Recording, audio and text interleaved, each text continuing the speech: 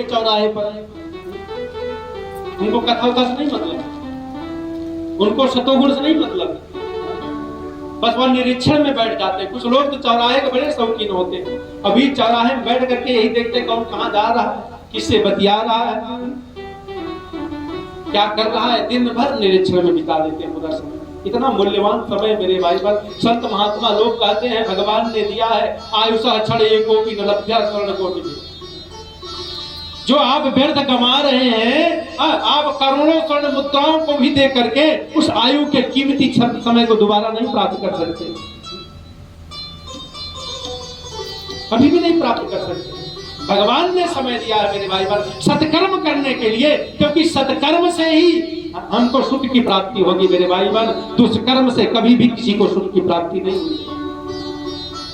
दूसरे की बुराई देखना, दूसरे की बुराई करना मेरे भाई पर, इससे स्वर्ग की सीढ़ियां नहीं तैयार होती, इससे नरक के दरवाजे खुलते हैं। और नरक का दरवाजा जब खुलता है मेरे भाई पर, तो नरक में घुसा हुआ व्यक्ति कभी उत्थान को प्राप्त नहीं हो सकता, उसका पतन ही हो जाता, पतन ही होता।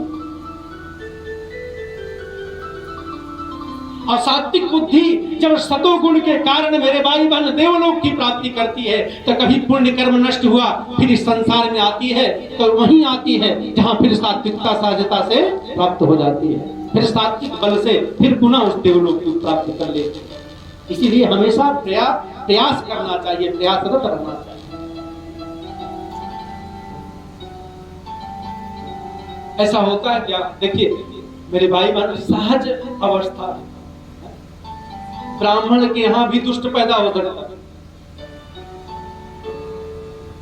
तमस वृत्ति वाला व्यक्ति ब्राह्मण के यहां भी आ सकता है, और एक तामसी के यहां भी मेरे भाई बहन सतोगुण वाला दिव्य तेजवान पुरुष पैदा हो सकता है। यही तो जब सूत जी महाराज से सौनकादि ऋषियों ने प्रश्न पूछा कि महाराज ये श्रीमद् भागवत महापुराण के श्रवण करने से क्या अधम से अधम व्यक्ति भी मुक्ति को प्राप्त कर सकते हैं? कहा अधम से अधम व्यक्ति भी मुक्ति को प्राप्त कर सकते हैं। कहा कैसे महाराज? कहा देखिए एक बड़ी सुंदर कथा श्रवण करा रहे हैं। एक बार एक समय की बात है, देवर्षि नारद जी पृथ्वी का भ्रमण करने के लिए गए, और पृथ्वी पर भ्रमण करने के लिए जब गए तो सारे तीर्थों को इधर उधर भ्रमण करते हुए देखा। लेकिन जब वृंदावन गए तो वृंदावन में क्या देखा कि एक तरुणी स्त्री रुदन कर रही, उसके पास दो वृद्ध पुरुष लेटे हुए थे। तो नारद जी ने जाकर के पूछा कि आप कौन, आपका परिचय?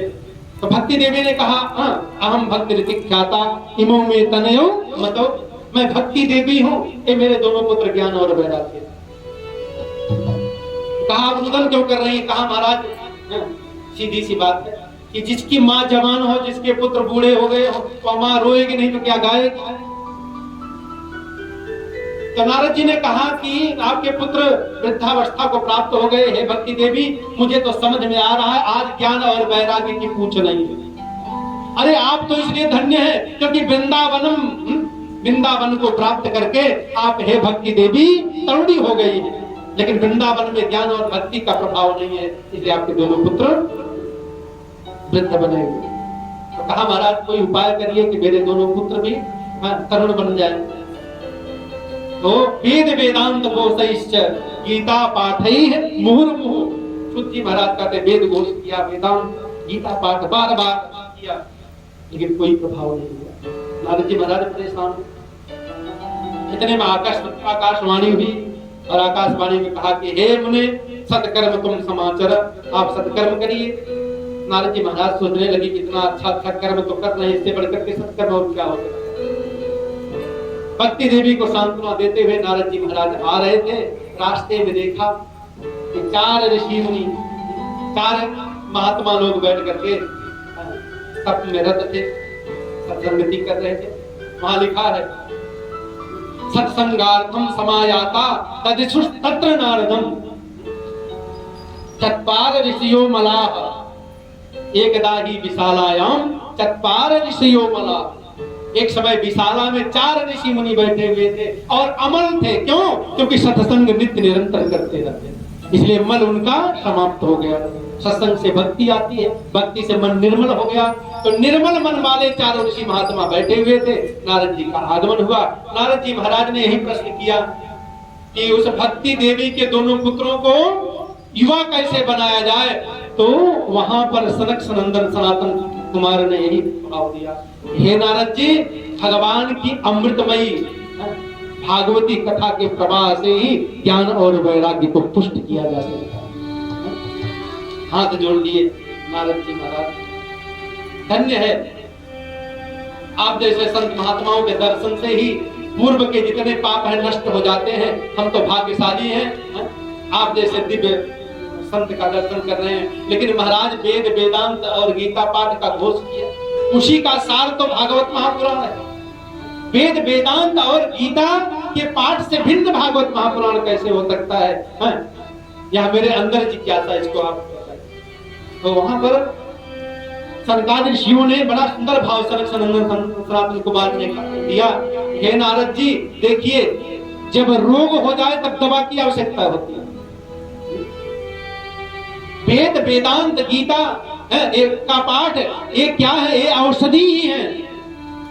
लेकिन जैसे किसी को बुखार पकड़ ले तो बुखार में क्या किया जाता है मेरे भाई बहन? कोई टेबलेट दिया जाता है, जैसे पैरासीटामोल, क्रोसिन या और भी जितने प्रकार के दवाएं होती हैं उनको दे करके आप उसके रोग को दूर करते हैं। लेकिन कभी आपने देखा जैसे पैरासीटामोल है या क्रोसिन कोई भी दवा है तो उसमें कुछ पदार्थ मिला करके बनाई गई होती है दवाएं, और उसमें लिखा रहता है इतने मिलीमीटर या जो भी जितने उसकी मात्रा है, इतने मात्रा में इन दवाओं का प्रयोग हुआ, इन तत्वों। मेरे भाई बहन, क्या आपने कभी बुखार से पीड़ित व्यक्ति को उस दवा में जो जो मात्राएं मिली हुई है उसको खिला करके दवा बुखार समाप्त करा सकते हैं क्या?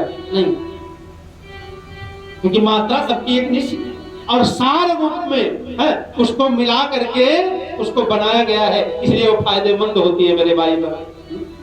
अगर उस मात्रा में वो न रहे तो फायदेमंद नहीं हो। सनक सनंदन सनातन कुमार ऋषियों ने कहा, नारद जी, श्रीमद् भागवत महापुराण क्या है? कहा वेद वेदांत गीता आदि पुराण शास्त्रों का सार है, यह दवा है।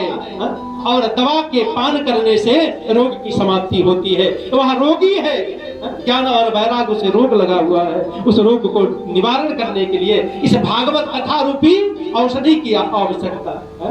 निमित्त तरसई रूप की यमानात भगव सधात छोत्र मनोभिरामात, भव रोग की औषधि के रूप में श्रीमद् भागवत महापुराण, और मन को अभिराम देने के लिए, आनंद देने के लिए श्रीमद् भागवत महापुराण। इनको औषधि की आवश्यकता है और औषधि श्रीमद् भागवत महापुराण है। और जब औषधि पान कराओगे तो ज्ञान और वैराग्य ये तरुण बन जाए। नारद जी महाराज प्रसन्न होकर के अपने दोनों हाथों को जोड़ करके सनक सनंदन सनातन कुमार ऋषियों महात्माओं के चरणों पर मस्तक रख करके भाव विभोर होकर के स्तुति किया, प्रणाम किया और प्रसन्न होकर के सनक सनंदन सनातन कुमार भाव से कथा सुनाने लगे। देखा तो उसी समय मेरे भाई बहन भक्ति देवी अपने दोनों पुत्रों के साथ उस कथा पांडाल में प्रकट हो गई और बड़ा प्यारा भाव देते हुए वहां पर संत महात्मा लोग भक्ति मैया के साथ ही प्रकट हुए, भाव से भगवान के पावन नाम का संकीर्तन करने लगे।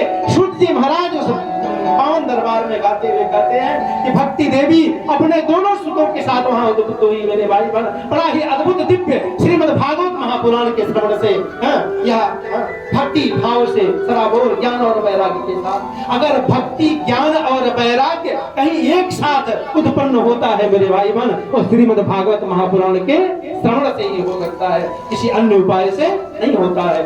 यही सूत जी महाराज कर रहे हैं, बड़ा प्यारा भाव देते हुए गाया। नैमिषारण्य के पावन धरा पर सूत जी महाराज गा उठते हैं, बड़े भाव से सूत जी महाराज कहते हैं कि नारद जी महाराज आज गदगद हो गए हैं। देखा कि भक्ति मैया अपने दोनों पुत्रों के साथ प्रकट होकर के भाव से भगवान का पावन नाम संकीर्तन कर रही है और बड़ा प्यारा भाव देते हुए सूत जी महाराज ने गाया है। आइए दो शब्द श्रीमद् भागवत महापुराण महात्मा का लेते हुए हम सब लोग भी गाते हुए आगे बढ़ेंगे। भक्ति सुता तरुण गृहीता प्रेमैक रूपा सहसा विरासे, देशु तो